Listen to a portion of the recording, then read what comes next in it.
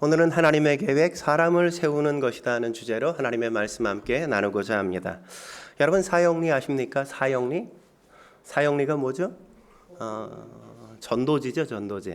우리가 CCC에서 만든 전도지, 사형리. 아마 가장 보편적으로 사용되고 있는 전도지가 아마 사형리일 겁니다. 사형리를 펴보면 자연계에 자연 법칙이 있는 것처럼 하나님과 인간 사이에도 네 가지 영적 원리가 있다. 이렇게 소개하고 있죠. 어떻게 이 네 가지 원리가 시작되어지죠? 첫 번째 원리가 뭡니까? 하나님은 당신을 사랑하시며 당신을 위한 놀라운 계획을 가지고 계십니다. 이게 일영리로 시작되는 겁니다. 그렇지 않습니까? 하나님이 우리를 사랑하시죠. 성경에 뭐라고 이야기하고 있어요? 하나님은 모든 사람이 구원을 받기를 원하신다. 진리를 아는 데 이르기를 원하신다. 이렇게 말씀하지 않습니까? 하나님은 인간을 사랑하실 뿐만 아니라 각 사람을 향한 놀라운 계획 역시 갖고 계신단 말이죠. 그건 우리를 구원하실 때뿐만 아니라 하나님께서 사람을 세우실 때도 세우는 그 사람을 사랑하시고 그 사람을 세우기 위한 철저한 계획을 섬세하게 갖고 계신단 말이죠. 저는 오늘 본문이 그걸 아주 잘 보여주고 있는 대목이라고 생각합니다. 하나님의 한 사람을 세우기 위한 계획, 그것이 어떻게 이루어져 가는지 오늘 본문은 그것을 아주 섬세하게 잘 묘사되어 있죠. 우린 지난주에 이스라엘 백성이 왕을 달라고 요구하는 그 장면을 함께 묵상하지 않았습니까? 하도 막무가내로 요구하니까 하나님께서 그래 알았어 왕 줄게 이렇게 말씀하셨단 말이죠. 그리고 오늘 본문에 들어와서 즉시 뭘 얘기하는 겁니까? 사울을 왕으로 세우는 과정을 하나님의 계획을 섬세하게 진행해 가신단 말이죠. 하나님은 사울 왕을 사랑하셨을 뿐만 아니라 사울을 향한 계획을 갖고 계신단 말이죠. 그건 사울만을 위한 게 아니라 우리를 위해서도 마찬가지인 겁니다. 사울을 왕으로 세우려고 하시는 하나님의 계획이 오늘 본문에 보면 아주 섬세하게 진행되어 가고 있죠. 여러분 이사야서 14장 24절에 이렇게 말씀하는 걸 우리가 볼 수 있지 않습니까? 같이 한번 읽어볼까요? 시작. 만군의 여호와께서 맹세하여 이르시되 내가 생각한 것이 반드시 되며 내게 경영한 것을 반드시 이루리라. 그러니까 하나님이 생각하고 하나님이 계획한 것이 어떻게 된다고요? 반드시 이루어지고야 만다. 그렇게 성경이 말씀한단 말이죠. 하나님이 사울을 위하여 갖고 계신 계획, 그 모든 것들은 반드시 이루어진다고요. 그건 우리도 마찬가지인 겁니다. 하나님께서 우리를 향하여 갖고 계신 계획, 목적, 뜻 이런 것들은 반드시 이루어질 수밖에 없다는 거죠. 그렇기 때문에 사울을 향하여 갖고 계신 그 하나님의 계획이 어떻게 진행되는지 우리가 아는 것이 너무나도 중요한 겁니다. 그래야 우리를 향한 하나님의 계획이 어떻게 진행되는지 우리가 발견하고 확인할 수 있기 때문이란 말이죠. 그렇다면 한 사람을 세우시기 위한 하나님의 놀라운 계획은 무엇일까요? 첫째로 고난을 통해 하나님의 뜻을 발견하게 하는 것이란 말이죠. 고난을 통해서 하나님의 뜻을 발견하게 만드는 겁니다. 여러분 고난엔 다양한 의미가 있지 않습니까? 언제 고난이 찾아올까요? 심판할 때도 고난이 찾아오고 징계를 할 때도 고난이 찾아오죠. 고난이 언제 찾아와요? 우리를 연단하실 때도 고난이 찾아와요. 근데 이런 고난이 주시는 의미 가운데 또 하나는 하나님의 뜻을 발견하게 만들기 위해서 이런 고난을 우리에게 주신단 말이죠. 다시 말하면 어려움을 통해 나를 향한 하나님의 뜻이 무엇인지 발견하게 하시기 위해서 고난을 주신다는 겁니다. 이게 오늘 본문이 우리에게 주는 첫 번째 메시지란 말이죠. 여러분 살다 보니까 어때요? 살아보니까 쉬워요? 어려워요? 어렵잖아요. 직장이 쉬워요? 직장 생활 해보니까 쉽지 않죠. 직장 생활도 먹고 사는 게 이게 쉬운 문제가 아니란 말이죠. 여러분 결혼할 때 쉬웠습니까? 저한테 와서 맨날 남자 좀 소개해달라고 여자 좀 소개해달라고 얼마나 졸랐어요. 그죠? 결혼하는 거 역시도 쉽지 않아요. 여러분 애 낳을 때 쉬웠어요? 애를 낳는 것도 쉽지 않았지만 애를 키우는 건 더 어렵잖아요. 그죠? 낳을 때는 피를 쏟지만 애를 키울 때는 피가 마른다고 이야기하지 않습니까? 그러니까 우리가 살아보니까 쉬운 게 거의 없어요. 다 어려워요. 그죠? 30대도 쉽지 않았고 40대 좀 나을까 생각했더니 40대도 쉽지 않았어. 50대는 나을 줄 알았더니 저 50대인데 이게 뭐 별로 쉽지 않더라고요. 어려워. 제가 지금 가만히 생각해 보니까 60대도 어려울 것 같아요. 70대도 어려울 것 같단 말이죠. 우리가 사는 게 그렇게 쉽지 않을 것 같다는 생각이 제 마음속에 있어요. 인생이 어려울 거라는.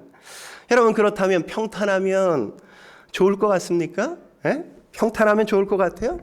평탄하면 좋은 것 같지만 사실은 그게 허송세월을 하게 만들 때가 얼마나 많습니까? 평탄한 게 좋은 것 같지만 사실은 우리가 기억해 보면 평탄하게 살아왔을 때 기억이 거의 없어요. 그건 무슨 의미예요? 의미가 평탄할 땐 거의 내게 없었다는 걸 이야기하는 거죠. 여러분 인생을 생각해 보세요. 제 인생을 가만히 돌아보니까 하나님께서 저를 인도하시고 특별하게 어떻게 세우실 때는 고난을 통해서, 어려움을 통해서 저를 세우시고 저를 인도해 오셨더라고요. 어려움을 통해, 고난의 때 얼마나 힘들었습니까? 바쁘게 그냥 이렇게 저렇게 막 힘써서 살다 보니까 어느새 시간이 흘렀는지도 모르고, 근데 보니까 나중에 내가 그만큼 능력이 커져 있었고 어느새 내가 그만큼 자라 있었다는 걸 우리가 발견하잖아요.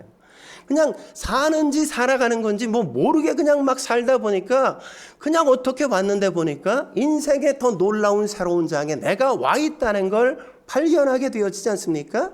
어떤 때요? 고난의 때를 통과할 때, 역경의 때를 지나갈 때 그랬단 말이죠. 평탄할 때는 거의 의미가 없어요. 기억나는 게 없단 말이죠. 대개 어려움과 고난이 왔을 때 그걸 헤쳐나오다가 그런 것들을 경험하는 겁니다. 그래서 고난이 하나님이 날 향한 어떤 특별한 목적과 계획이 있으셔서 주시는 거구나, 이런 걸 깨닫게 된단 말이죠. 이게 되게 중요한 겁니다. 오늘 본문의 사울 역시도 마찬가지 아닙니까? 3절과 4절 같이 한번 읽어보도록 하죠. 3절과 4절 시작. 사울의 아버지 기스가 암나기들을 잃고 그의 아들에게 사울에게 이르되 너는 일어나 한 사환을 데리고 가서 그 암나기를 찾으라 하매 그가 에브라임 산지와 살리사 땅으로 두루 다녀 보았으나 찾지 못하고 사알림 땅으로 두루 다녀 보았으나 그곳에는 없었고 베냐민 사람의 땅으로 두루 다녀 보았으나 찾지 못하니라. 여러분, 사울의 집에 어떤 일이 있다고요? 암나귀를 잃어버리는 일이 있었다고요. 암나귀들을 잃어버리는 일. 여러분, 암나귀 그러면 집안에 큰 재산 아니겠어요? 큰 재산? 근데 그것도 한 마리도 아니고 암나귀들을 잃어버렸대. 그러니까 한 마리만 잃어버린 게 아니라 여러 마리, 그냥 암나귀 떼들을 잃어버렸단 말이죠. 암나귀는 큰 재산일 겁니다. 그러니까 경제적으로 가정에 크게 손실을 봤다는 걸 이야기하는 거죠. 지금으로 말하면 암나귀가 어떤 걸 것 같아요? 뭐 트럭 한 대, 소형 트럭 같은 거, 1톤 트럭 같은 거 한 대라고 이야기할 수 있겠죠. 그러면 암나귀들이니까 트럭이 여러 대 하루아침에 다 없어진 거야. 얼마나 당혹스러워요. 얼마나 큰 충격입니까? 얼마나 큰 낭패겠어요. 황당하고. 왜 이런 어려움이 올까? 왜 이런 고통이 찾아올까? 왜 이런 고난이 내게 주어진 걸까? 그런 생각하지 않겠습니까? 근데 오늘 본문은 그걸 잃어버린 것으로 그냥 끝나지 않고, 그 낭패로 끝나지 않고 그걸 통해 더 큰 걸 하나님께서 중요한 걸 주시는 것으로 끝나는 걸 우리가 확인하잖아요. 이 고난은 왜 주셨다는 거예요? 그 놀라운 걸 주시기 위해서 이 고난도 주셨다고요. 고난은 방편이지 고난이 목적이 아니라는 거죠. 고난을 통해서 너가 더 위대한 왕의 자리로 이끌기 위하여 이 고난이 존재하고 내게 허락한 것이라고 말씀하는 겁니다.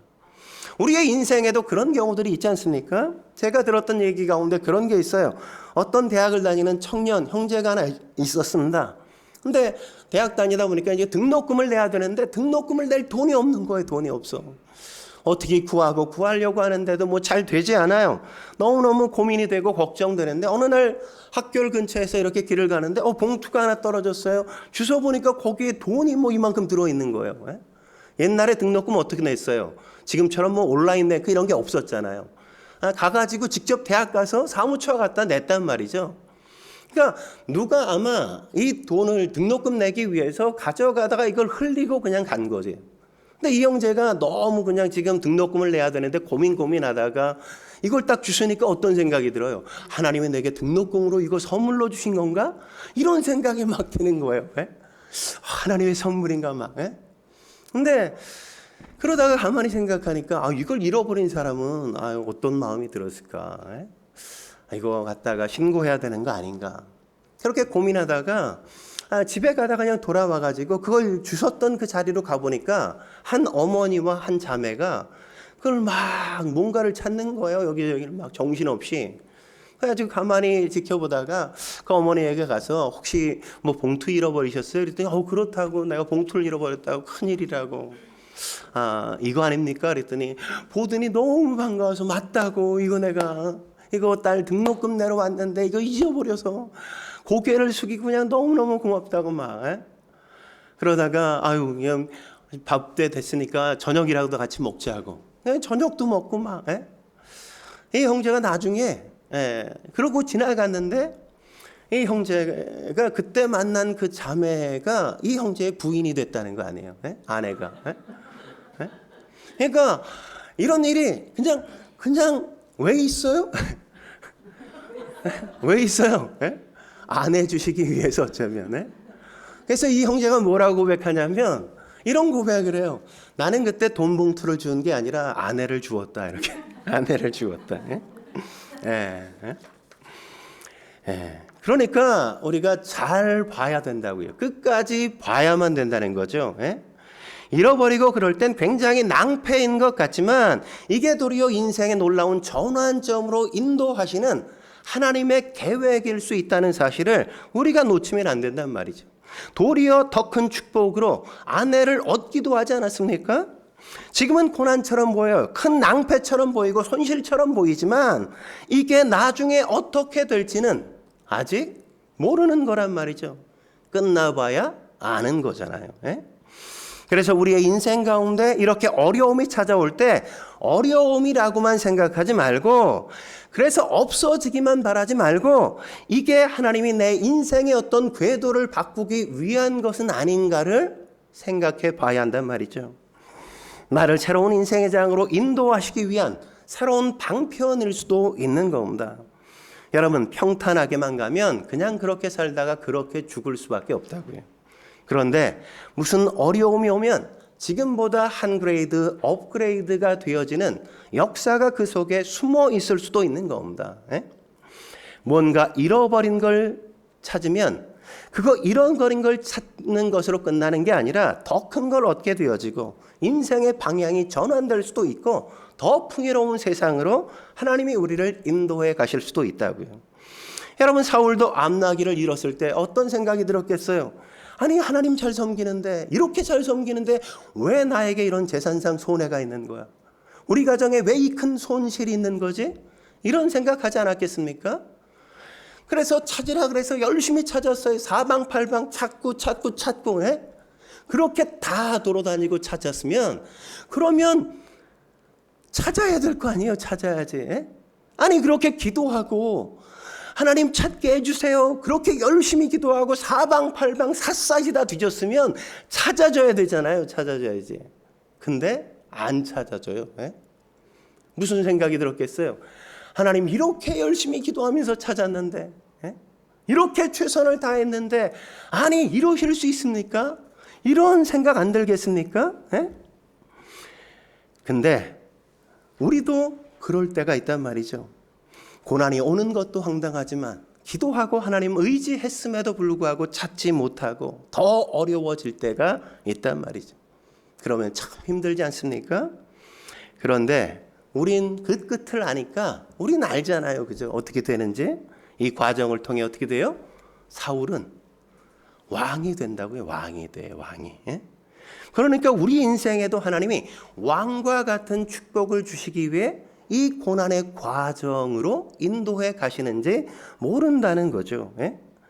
여러분, 힘들고 괴로우신 분들 계시죠? 왜 나만 이런 고난이 있나? 왜 나는 이렇게 늘 어려운가? 왜 이 고난이 이렇게 끝나지 않는 건가? 두고 봐야 아는 겁니다. 아직 끝나지 않았다고요. 그게 어떤 사람에겐 연단일 수 있고 어떤 사람에겐 인생의 궤도를 새롭게 바꾸고 인도해 가시는 하나님의 계획일 수도 있는 겁니다. 하나님은 어떤 고난을 통해서 우리의 인생의 과정을 바꿔가세요. 그러므로 어려움이 있을 때 그 어려움을 해석하는 걸 유보할 필요가 있어요. 왜 나한텐 이런 고난만, 왜 이런 어려움만, 이렇게 그냥 무작정 해석하지 말고 하나님이 뭘 주시려고 이러시나, 하나님이 어디로 이끄시려고 이러시나 우리가 유보해 놔야 할 필요가 있다고요. 성경에 뭐라고 이야기합니까? 하나님은 모든 것을 합력해 선을 이루신다고 말씀하시잖아요. 하나님은 좋은 걸 주시려고 하시지 니네 한번 당해봐라 이런 마음으로 주시는 경우가 없단 말이죠. 그러므로 이걸 믿고 나아가시길 주의 이름으로 축원합니다. 한 걸음 더 나아가 한 사람을 세우기 위한 하나님의 놀라운 계획은 무엇일까요? 두 번째, 내가 가지고 있었던 전제들을 내려놓게 하는 것이란 말이죠. 내가 가지고 있던 어떤 전제들 내려놓게 하시는 겁니다. 제가 청년 사역 오래 하지 않았습니까? 자매들이 가진 어떤 시집가지 못하는 자매들의 특징 가운데 하나가 뭔지 아세요? 꼭 이런 전제가 있어요. 키 작은 사람은 안 돼. 이렇게 전제가 있어요. 근데 그런 전제가 있는 사람들 시집 잘 못 가요. 형제들 가운데도 그런 형제 있죠. 어리고 예쁜 애들만 찾는 그런 자매만 꼭 결혼 상대로.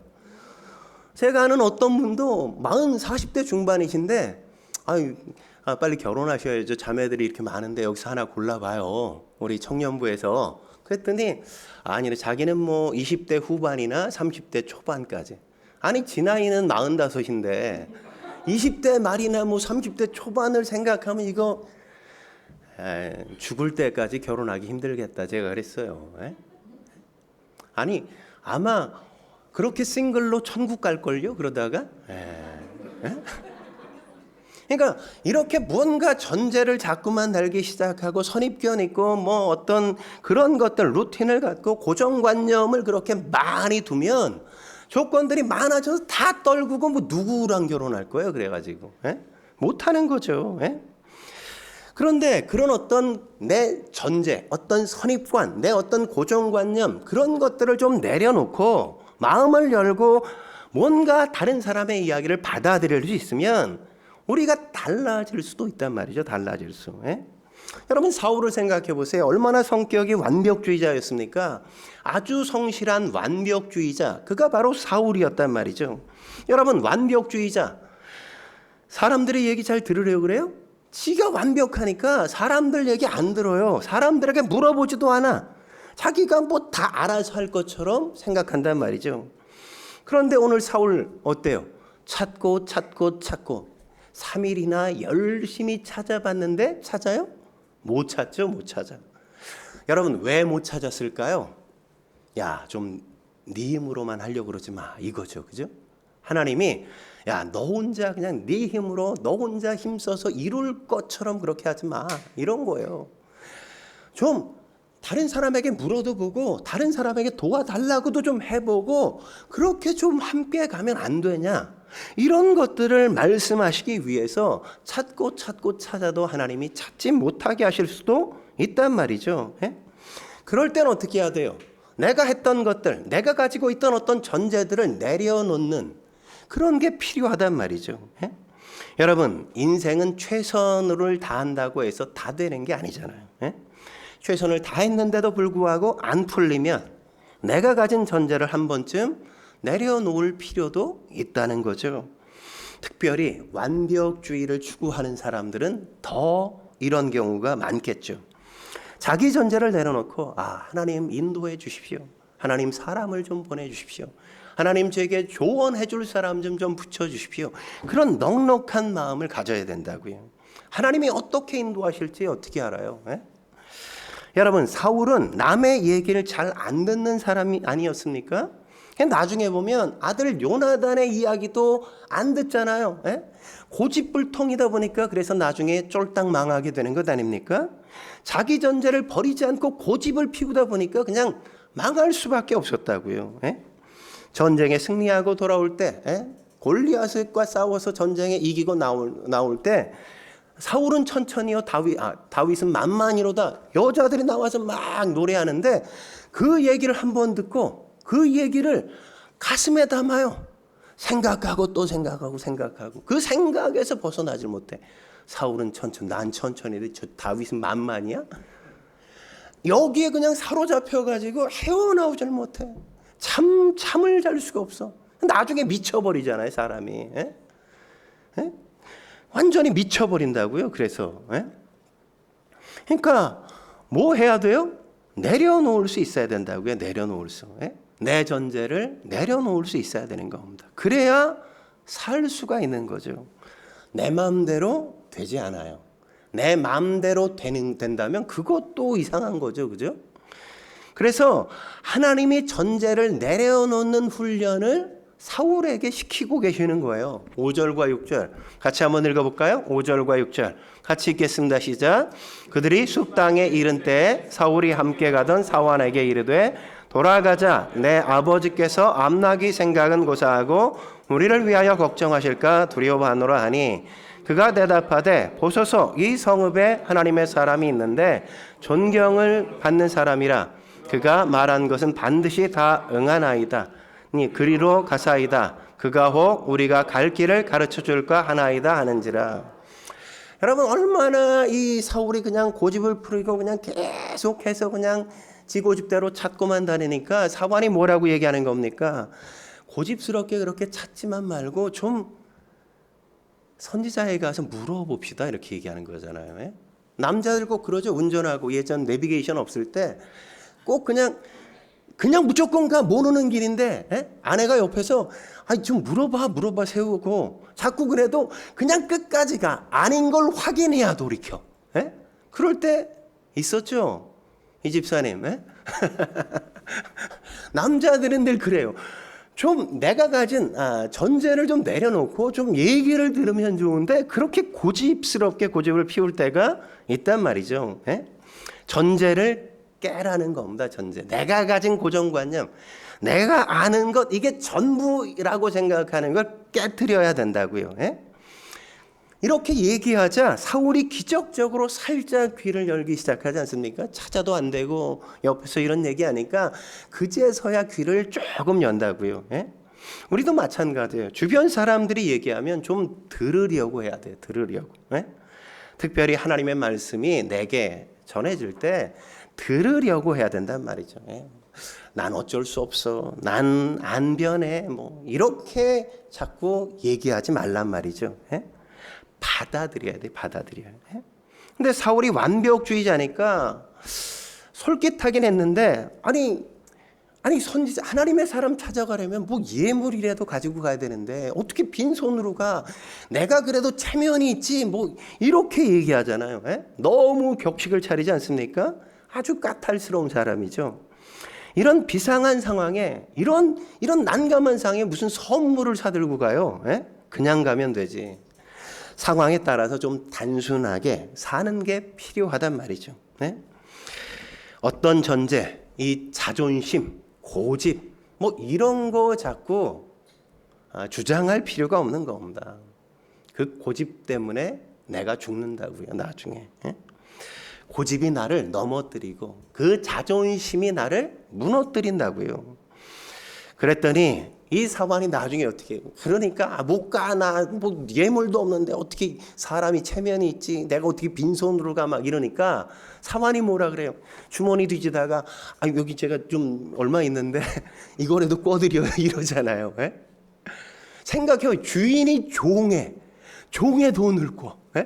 근데 재밌는 게 뭡니까? 한 번 솔깃 들으니까 두 번째는 종이 돈 꿔준다니까 그거로 그럼 사가자 이렇게 얘기하지 않습니까? 그 받아들인다고요. 자기 전제를 내려놓기 시작하고 이제 듣기 시작해요. 뭐 하는 겁니까? 사람이 변해가는 거라고요. 변해가는 거. 여러분 그래서 이런 말은 좀 버려야 돼요. 싫어, 못해, 안 돼, 난 원래 그래. 이런 말 아주 나쁜 말이라고요. 이런 말의 대표적인 사람 누구예요? 바로잖아요. 바로. 난 원래 그래. 난 못해. 계속 그러다가 어떻게 됐어요? 10가지 재앙을 맞아 쫄딱 망해버리고 말잖아요. 여러분 얼굴이 예쁜 것도 좋을 수 있지만 그보다도 중요한 건 리액션이 예쁜 게 더 중요하다고요. 리액션을 잘하는 게 중요한 겁니다. 우리가 리액션 할 때 참 밝아야 된다고요. 긍정적이어야 된다고요. 강사들이 그러지 않습니까? 막을 딱 가려놓고 내가 이야기해보면 여기 있는 사람들이 몇 대 사람인지 분명 누군지 금방 안 되잖아요. 왜 그런지 아세요? 20대는 뭘 얘기만 하면 그냥 웃는데 깔깔대고 너무 좋다고 막 웃어요 죽겠대 막. 에? 그렇게 20대는 반응한대요. 근데 30대는 웃다가만 안 돼. 이러고만 안 돼. 에? 30, 40대는 웃다가 막 웃어야 되는데 웃다가 마는 거야 자꾸. 근데 50대는 이를 악물고 죽어도 난 웃지 않으리라. 이러고 있다가 집에 가서 나중에 막 이렇게 뒤에서 웃는 거야. 에? 50대는. 에? 그러니까 금방 알죠. 그죠? 여러분 리액션이 중요하다고요. 리액션을 하지 않으면 늙는 거예요. 늙는 거. 늙은 사람은 리액션을 할 수 없어요. 60대 70대 되신 분들 보세요. 그런 분들 가운데 리액션 좋은 분들 얼마나 많아요. 그죠? 그런 분들 보면 그냥 표정부터 젊어 보이고 삶이 그냥 얼마나 핸섬해요. 그죠? 멋있잖아요. 그런 분들 보면. 리액션이 좋아야 된다고요. 잘해야 된다고요. 여러분 순복음교회 보세요. 얼마나 리액션을 잘합니까? 뭐 그냥 한마디만 뜨면 아멘 뭐 할렐루야 막. 근데 우리 보세요. 조용하잖아요. 조용. 리액션이 없어. 뭐 그냥 가만히 너는 떠들어라 나는 그냥 뭐 50대야 다 그냥 집에 가서 웃을진 모르겠어. 내가 나중에. 받아들이니까 그때부터 변화가 되어지는 거죠. 그러자 어떤 일이 벌어집니까? 물 깃는 소녀들에게 가서 묻기도 하고 그들로부터 수많은 정보도 얻는다고 오늘 본문에 그렇게 얘기하잖아요. 그래서 다 알고 사무엘을 찾아가는 겁니다. 내 방식만 고집하지 말고 한번 다른 사람의 이야기도 좀 들어보고 받아들이기 시작하면 그때부터 놀라운 변화들은 시작될 수 있다는 거죠. 하나님이 그렇게 인도해 가신다고요. 우리를 빚으시기 위해서, 우리를 변화시키기 위해서 그런 과정 속으로 우리를 이끄신다고요. 마지막으로 한 사람을 세우기 위한 하나님의 놀라운 계획은 무엇입니까? 세 번째, 하나님이 필요한 것을 다 준비해 주신다고 말씀해 주시죠. 하나님이 꼭 필요한 건 하나님이 다 알아서 준비해 놓으세요. 15절에서 17절 그렇게 말씀하는 거 우리가 확인하잖아요. 같이 한번 읽어볼까요? 15절에서 17절 같이 읽겠습니다. 시작.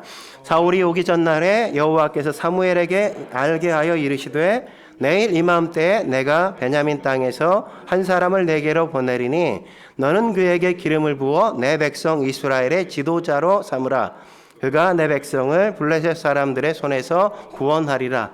내 백성의 부르짖음이 내게 상달되었으므로 내가 그들을 돌보았노라 하였더니 사무엘이 사울을 볼 때 여호와께서 그에게 이르시되 보라 이는 내가 내게 말한 사람이니 이가 내 백성을 다스리리라 하시니라. 내가 다 준비하고 내가 완벽해져야 뭘 한다는 생각을 하지 말라고요. 하나님이 일하시잖아요. 그죠? 하나님이 준비하신단 말이죠. 내가 하나님의 말씀에 순종하고 하나님의 말씀을 지키기 시작하면 이상하게 하나님이 놀랍게 역사하신다니까요. 요새 지난주에도 제가 그랬잖아요. 제가 뭐라 그랬어요? 지난주에 제가 요새 왜 자꾸 올해는 옥수수가 그렇게 먹고 싶은지 옥수수가. 근데 7월 달에 꼭 저기 밑에 옹심이 권사님이 옥수수를 갖다 주시는 게 기억이 나요. 언제 갖다 주시나. 네. 그걸 기대했는데 옥수수를 먹고 싶다 그랬더니 옥수수를 주셨잖아요. 그죠? 지난주에 내가 그랬잖아요. 근데 이번 주에도 옥수수가 또 이상하게 먹고 싶은 거야. 옥수수가. 아니 사다 먹을 수도 있는데 또 생각이 나는 거야. 그래서 했더니 어제 또 옥수수를 또 주셨어. 예. 내가 내가 이상하게 옥수수 먹고 싶다 그랬더니 또 주셨네 그랬더니 집사람이 아까 그런 얘기를 했더니 집사람이 그래요. 꼭 하나님은 내가 생각하는 그 사람을 통해서는 안 주셔. 내가 옹심이 권사님 늘 얘기하는데 아직까지 안 주셨어요. 옥수수. 언제 올지 기대하면 안 될 것 같아. 안 주신다고. 내가 기대하지 않은 어떤 특별한 사람을 통해 주신다. 그래요. 하나님이 이상하게 말씀에 순종하고 하나님의 말씀 따라가면 하나님이 이상하게 주신다니까요. 제가 아는 목사님들, 개척교회 하신 목사님들 보면 그분들 뭐 개척하는데 무슨 돈이 있어요. 자기 집 뭐 살 것도 걱정이잖아요. 근데 희한하게 내가 산 집이 아닌데 누가 여기 와서 사실래요? 이러면서 집을 그냥 목사님이 그냥 주시는 거야. 이렇게 여기 사시라고. 그런 분이 한두 분이 아니야. 그러니까 내가 필요하다고 그냥 생각만 했는데 내가 키우지 않았는데 일꾼이 그냥 막 온다는 거죠. 그러니까 하나님의 말씀에 순종하고 따라가다 보면 하나님이 이상하게 일하시고 역사하신다니까요. 그러니까 내가 느끼는 게 뭐예요? 하나님은 여호와 일에 다 준비하시는구나. 하나님이 일하시는구나. 이런 것들을 깨닫는 거잖아요. 필요한 거 생각만 하면 착착착착 막 나와. 생겨. 꼭 레고 하는 것 같아. 레고. 여러분 레고 해보셨잖아요. 레고. 그러니까 다 만들어진 거 맞추기만 하면 돼. 맞추기만. 여러분 생각해 보세요. 여러분 보고 레고 만들어서 한번 맞춰봐. 얼마나 힘들겠어요? 못하죠. 하나님이 다 만들어 놓고 그냥 띄우기만 하래. 우리에게. 하나님이 다 하신다니까요. 하나님이 다 준비해 주시고. 우리 인생도 마찬가지예요. 원래 사울이 길을 떠난 이유가 뭐였습니까? 잃어버린 암나귀들 찾기 위해서 떠났잖아요. 그랬더니 어떤 일이 있었어요? 암나귀를 찾았다고 20절에 말씀하죠. 그러니까 해결됐어요, 문제. 그런데 그 문제만 해결되는 것으로 끝나지 않는다고요. 어떻게 진행되어져요? 사울을 왕으로 세우는 일이 진행되고 있잖아요. 하나님의 계획은 뭐였어요? 사울을 왕으로 세우는 거였어요. 그래서 암나귀도 잃게 만드시고, 아마 하나님이 속삭였겠죠. 야, 몇 마리 빨리 도망가. 그래야 사울이 찾으러 갈 거야. 아마 하나님이 그러시지 않았겠어요? 근데 그냥 우리는 어때? 나귀를 잃어버렸어. 막 난리. 재산이 왜 이렇게 큰 손실이야. 막 난리를 죽인다고. 근데 하나님이 어떻게 하셔요? 금방 회복시킬 때는 한 방에 그냥 다 그냥 끝내시잖아요. 하나님의 계획이라고요. 우리를 세워가시는 게. 왕이면 좀 왕다워야 되잖아. 왕 같은 듬직함이 있어야 되잖아. 그런 존재가 되도록 세워가신다고요. 세워가셔. 어려움을 통해서. 그래서 믿으십니까? 그렇다면 여러분, 어려움이 찾아오면 어때야 돼요? 야, 하나님이 이 일을 통해 뭘 주시려고 이러나. 뭐 가슴이 뛰고 막 설레야 되잖아요. 근데 왜 겁먹고 쫄아 있어요? 좀 그런 마음이 있어야죠. 하나님이 나를 어디로 이끄시려고 이러시나. 근데 오늘 본문에 보면 또 다른 문제 하나가 있죠. 뭐예요? 사울이 자존심이 되게 자존감이 없어. 자존감이 너무 낮아. 21절 같이 한번 읽어볼까요? 21절 같이 읽겠습니다. 시작. 사울이 대답하여 이르되 나는 이스라엘 지파의 가장 작은 지파 베냐민 사람이 아니니까 또 나의 가족은 베냐민 지파 모든 가족 중에 가장 미약한지 아니하니까 당신이 어찌하여 내게 이같이 말씀하시니까 하니. 뭐라고 얘기해요? 사울이 나는 가장 작은, 나는 가장 연약한, 가장 난 좀 약한데요. 뭐 이러지도 가장 최상급이야, 최상급. 이건 겸손한 게 아니라 자존감이 낮아도 너무너무 낮은 거라고요. 근데 하나님께서 사용하시기 전에, 그를 사용하시기 전에 그래서 그 낮은 자존심을 회복시켜 주신다고요. 하나님께서 축복해 주실 때가 있단 말이죠. 그래서 사무엘이 30명 지도자들이 있는 그 자리에 나아갈 때 이 젊은, 이 어린 사울을 상석에다 앉혔다 이러잖아요. 상석. 가장 높은 자리에 앉혔다고요. 그게 뭐예요? 그의 자존감을 높여주는 거죠. 회복시켜주는 거예요. 너 그런 사람 아니야. 너 이런 사람이야. 너 앞으로 이런 존재야.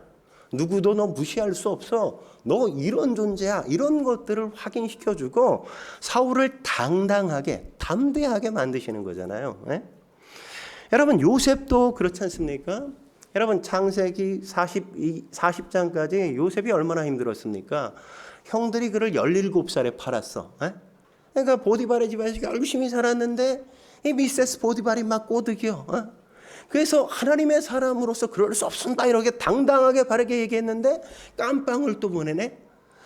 깜빵 가서 또 열심히 살았어. 간수장 이렇게 꿈 해몽을 해주고 혹시 당신이 회복되면 날 기억해달라고 그랬는데 이 인간이 회복됐는데 까마득히 자기를 까먹은 거야. 깜빵에 몇 년 있어요? 무려 13년이 있어요. 여러분 생각해 보세요. 30살. 무려 13년이나 그는 깜빵에서 노예로 삶을 살았다고. 노예로 살다가 깜빵 들어가서 살았어. 예? 인생의 절반이 그런 인생과 그런 삶이었다고요. 예? 근데 꿈을 해몽하고 하루아침에 그가 애굽의 총리가 되었지 않습니까? 그에게 뭘 줘요? 인장 반지를 준다고요. 인장 반지는 뭡니까? 애굽의 모든 결정 권한이 그의 손에 있는 거예요. 그에게 뭘 입혀요? 세마포 옷을 입히죠. 뭘 입힌 겁니까? 뭐 에르메스 뭐 이런 알마니 뭐 이런데 양복점 가가지고 명품으로 그냥 쫙 입혔다는 거 아니에요? 뭐 탔다고 얘기합니까? 버금술에 탔다 이러잖아요. 버금술에. 버금술에가 뭐예요? 버금이 뭡니까? 그가 바로는 아니니까 바로 다음 총리가 타는 총리급 대우. 뭐 지금으로 말하면 뭐 벤틀리나 뭐 이런 람보르기니 뭐 이런 거 타고 그렇게 다니잖아요. 그렇게 타게 했다고요. 이 정도 해줬으면 자존감이 회복될 만하지 않습니까? 그러고 난 다음에 아들을 낳는 얘기를 하죠. 아들 몇 명 낳았어요? 요셉이 2 아들을 낳죠. 첫째 아들은 뭐예요? 므낫세. 므낫세 뜻이 뭐예요? 잊어버렸다 이런 거예요. 뭘 잊어버려요? 과거에 받았던 상처 다 잊어버렸다고요. 노예가 되어지고 형들에게 팔리고 가난하게 살고 억울했던 모든 트라우마 싹 잊게 만들었다고요. 그러고 났더니 어떤 일이 있습니까? 둘째 아들을 낳았어요. 둘째 아들 뭐예요? 에브라임. 장성함, 2배의 축복 이런 뜻이에요. 그러니까 므낫세 해야 에브라임이 있는 거예요. 과거의 상처 아픔 다 잊어버려야 그래야 창성해진다니까요. 2배의 축복이 그때 오는 거예요. 상처받은 것 같고 맨날 나 이렇게 과거에 상처받는 이런 아픔이 있는데 맨날 이러면 하나님이 축복이 오다가도 그냥 다시 가는 거야. 그러니까 하나님 앞에 그렇게 성실하게 살 때 하나님께서 그렇게 새로운 길, 새로운 인생의 장, 우리가 생각할 수 없는 그 어떤 자리에 하루아침에 그렇게 그냥 앉혀주실 수 있단 말이죠. 이게 바로 오늘 본문의 사울을 향한 하나님의 놀라운 계획이라는 겁니다. 여러분, 우리 인생에도 이런 축복이 있길 주의 이름으로 축원합니다. 여러분 지금 사는 게 어렵죠? 그 속에서 여러분이 이 9장의 축복을 누릴 수 있길 주의 이름으로 축원합니다. 어려움이 어려움으로만 끝나지 않을 겁니다. 하나님께서 합력 개선을 이루어 주실 겁니다. 좋은 걸 주실 겁니다. 채워 주실 겁니다. 왕 같은 걸 우리에게 허락하실 겁니다. 하나님께서 그런 놀라운 축복으로 우리의 낮아진 자존감 회복시켜 주실 거라고요. 왜 회복시켜줘요? 이유는 뭐예요? 그거 가지고 떵떵거리고 살라는 게 아니라 그걸 가지고 좀 일하라고. 하나님 일 제대로 좀 해보라고. 할 수 있을 때 그렇게 해주신다고요. 그 축복을 저와 여러분이 함께 누릴 수 있길 주의 이름으로 축원합니다. 기도하시겠습니다. 거룩하신 하나님 아버지, 오늘도 주님 앞에 나와 엎드려 예배하며 이 귀중한 말씀 듣게 하시니 감사합니다. 하나님을 신뢰하고 믿고 주님 앞에 우리의 삶을 맡길 수 있게 주여 도와 주옵소서. 하나님은 실수가 없으며 언제나 신실하신 분임을 우리가 신뢰하며 하나님이 주신 환경 속에 성실하게 하나님의 뜻을 찾게 하시고 내가 갖고 있는 잘못된 전제들이 있다면 내려놓게 하시며 하나님이 준비하시는 것들을 신뢰하며 살아갈 수 있도록 주여 도와 주옵소서. 하나님의 때를 기다릴 줄 아는 그 거룩한 믿음이 우리에게 있게 해 주옵소서. 예수님의 이름으로 감사하며 기도드립니다. 아멘.